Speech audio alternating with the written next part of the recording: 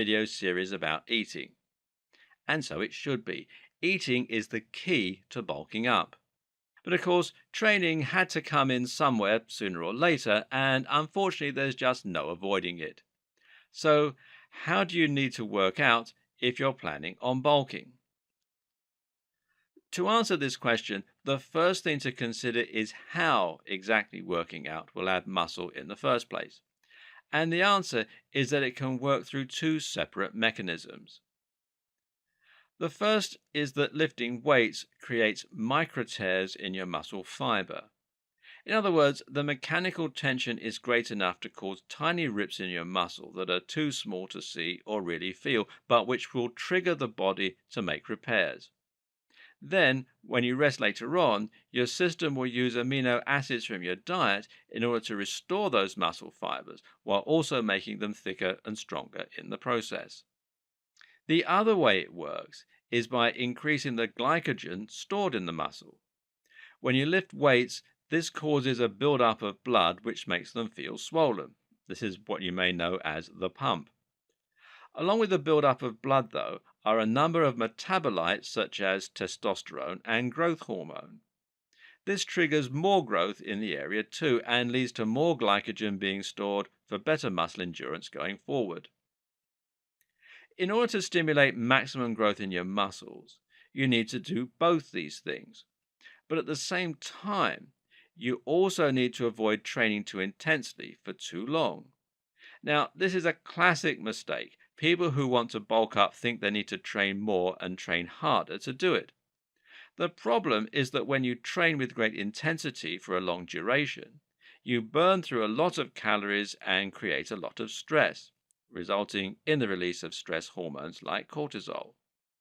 This combines to put the body into a more catabolic state again, and that thereby causes the breakdown of muscle, just like being hungry does. So the key is to provide just enough micro tears and just enough metabolites to trigger growth, and then to rest for the remainder of the time. This is what author Tim Ferriss refers to as the MED, or minimum effective dose.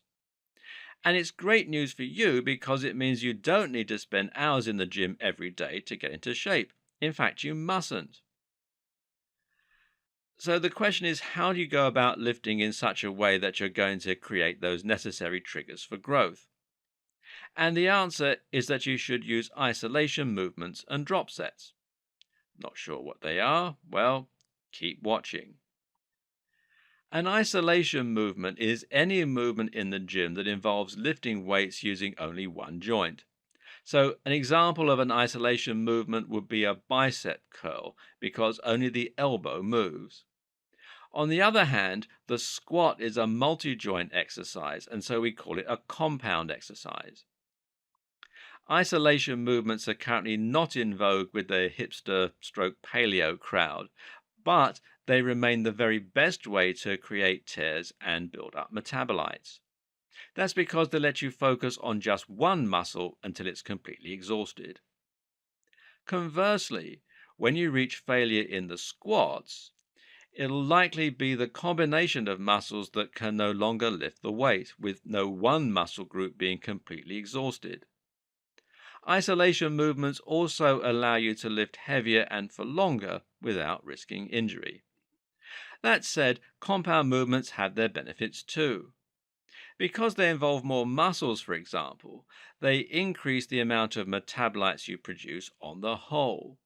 For this reason, it doesn't hurt to start a workout with some squats or bench presses before moving on to your isolation work. So, once you're focusing on just one muscle group with a lat pull down, a bicep curl, a dumbbell row, or a pec fly, then you need to make sure that you're creating both tears and the buildup of metabolites. But there's a problem here. Creating micro tears means you need to use a very heavy weight for a lower number of repetitions. You give up when you can't do any more reps, and because the weight is so heavy, this will likely have caused some muscle damage in the process. But to build up metabolites, you need to occlude the muscle. In other words, you need to redirect a lot of blood and nutrients to it where they'll pool and collect. And the best way to do this is with a slightly lighter weight curled for higher repetitions. Try it.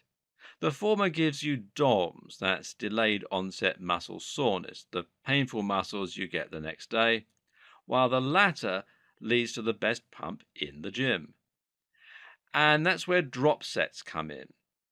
This basically means you're going to train by starting out with very heavy weights and just doing a few repetitions. But then, when you reach failure and can't do any more, that's when you're going to drop those weights, move down the rack, and pick up the next heaviest.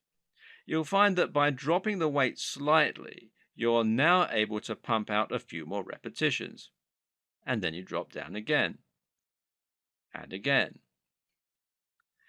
And by the end, you're barely able to lift the lightest weight in the gym and your arms will feel crippled. But this works like magic. That's because you're constantly challenging yourself and pushing through failure, but also because you're managing to lift the heaviest weights possible while still doing a large volume of work. Remember, there's no pause in between the drops. Drop 3 or 4 times, then rest for 1 minute and then start again. That said, this is just one intensity technique. There are others too. And these include things like doing pre-exhaust sets or pyramid sets. Either way, the key is to try and feel the burn and the pump. If you don't get that feeling, then you aren't training hard enough. So that's how you lift the weights. Now the question is which body parts to focus on and when, and for how long. As a general rule for bulking, you shouldn't need more than 3 days of training a week and perhaps 4 at a push. This way, you'll have plenty of days to rest in between and you'll avoid burning too many calories or getting burned out and suffering with adrenal fatigue. The other good news is that each of those sessions need only last about 40 minutes. And each of these 40-minute sessions can include a few different body parts. If you're using a drop set, for instance, then 3 sets will be enough and you can then move on to other exercises for the same muscles. You might go from a bicep curl drop set to performing some basic chin-ups. This will further break down the muscle, but after you've completed this for about 3 exercises, you can then move on to the next body part. You'll find you can fit 2 or 3 body parts into those 40-minute sessions. And the key here is to consider how well different muscle groups complement each other. For example, if you're doing chest exercises, it makes sense to do triceps and/or shoulders the same day. Why? Because a lot of exercises actually use these muscles in conjunction, meaning that going from bench press to shoulder press will somewhat pre-exhaust you for the latter. The best way to formalize this is with PPL, or push-pull legs. Here, you simply spend 1 day of the week doing pushing exercises, bench press, shoulder press, press ups. 1 day with all the pulling exercises, so that's pull ups, shrugs, bicep curls, and 1 day with the legs. This is a fantastic split for beginners because it allows you to intensely focus on each muscle group, but not entirely for one session. So, 40 minutes of PPL, 3 times a week, that's your bulking prescription.